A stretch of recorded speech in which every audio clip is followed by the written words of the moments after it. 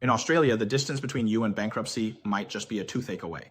I recently went to the dentist for a basic checkup and cleaning, and the bill was 300 Australian dollars. Then the dentist added that if one of my cavities needed a root canal, it would cost 2,500 Australian dollars. At that moment, my mind just went blank because that's the price of a plane ticket home to visit my family, right? And it might even be close to the price of a business class ticket. So welcome to the real Australia, a country where even getting sick takes courage. I guess a lot of friends who are planning to immigrate might be sitting in their apartments in cities like Beijing, Shanghai, or Guangzhou right now, maybe late at night, still looking up information about Australia, right? This place has an average annual income of about 100,000 Australian dollars, and according to the Australian Bureau of Statistics, incomes in Sydney are even higher.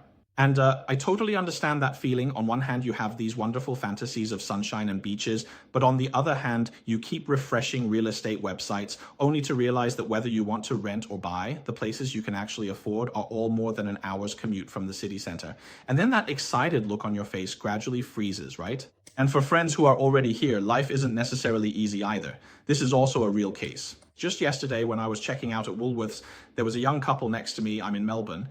And as they were checking out, the husband looked at the bill, which showed 204 Australian dollars, and let out a quiet sigh.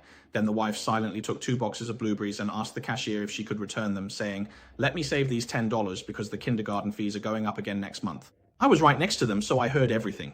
I also know some newly arrived international students in a shared house in Brisbane who, in order to save on Wi-Fi costs, have to go to the university library every day. Because rent in Brisbane has gone up a lot this year, they go to the library every day and stay until it closes. And when they use their phone's hotspot, they have to be extra careful just to watch their courses. To put it bluntly, the cost of living in Australia is far more than just money. It's more about recalibrating your life, or you could say constantly making compromises. But is it really impossible to survive in Australia? Or is it that we just haven't found the right way to survive? What I've found is that the biggest cost of living in Australia is actually the information gap.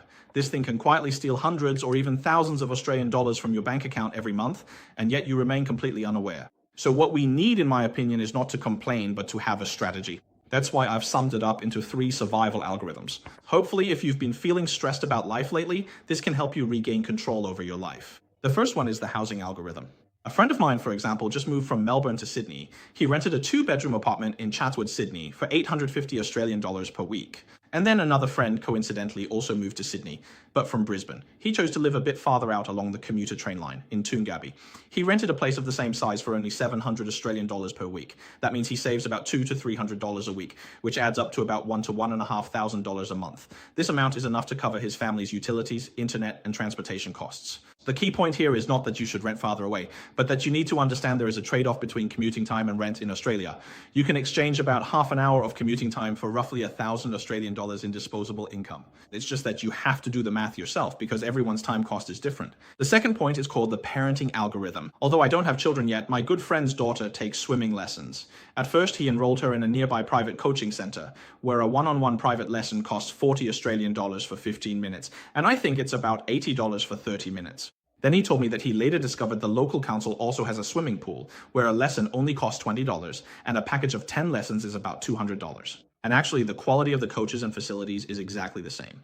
Here's another information gap. After coming to Australia, you'll find that the quality of many public services is no worse than that of private institutions, but the price may be only a third. So what you need to do is go to your local council's website and download all the brochures for children's programs to look through them. Many public parks are actually really nice. The third point is about life hacks, and this is even more detailed.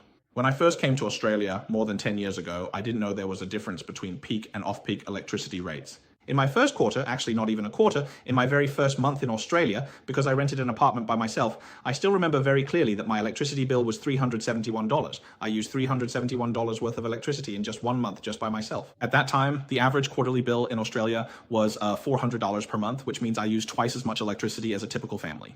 Of course, what's even scarier is that inflation has been really severe. And nowadays, many people's household electricity bills are much higher than that amount, right? So maybe when you hear this, you can't even understand how 10 years ago, one person could use up $270 worth of electricity in a month. Just how much electricity was that? Actually, in Australia, electricity used after 10 p.m. is generally cheaper than during the day. And when you're choosing an electricity provider, you really need to compare carefully because there's the concept of off-peak and on-peak rates.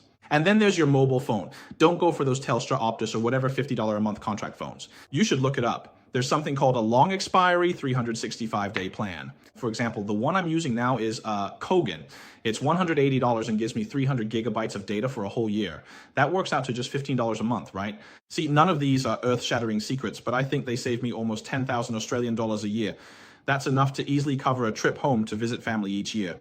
And speaking of going back home to visit family, let me add one more thing. This is a real case. One of my employees also needed a root canal, and the quote he got was 2,000 Australian dollars. So what did he do? He used his annual leave to fly back to China, went to a top dental hospital, and got it done for just 5,000 RMB. Plus, he got to see his family and friends while he was there. If you've never been to Australia, you might think what I'm saying sounds really extreme, but it reveals a harsh truth. In Australia, your time and information are actually your most valuable assets. The reason we feel anxious is because we're always trying to control things that are beyond our control, like inflation or rising housing prices and rent. But hey, let me tell you, one of my favorite ancient Roman philosophers, Stoic, told us long ago that what we should really focus on are the things we can control. You can't control the price your landlord sets, but you can control where you choose to live, right? You can't control supermarket prices, but you can choose which supermarket to go to, right? For example, here, every supermarket has different items on sale every week. When you can't control the dentist's bill, you can choose where to get your treatment.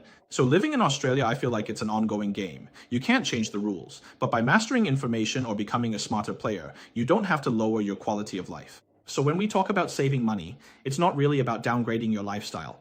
It's more about regaining a sense of control over your life.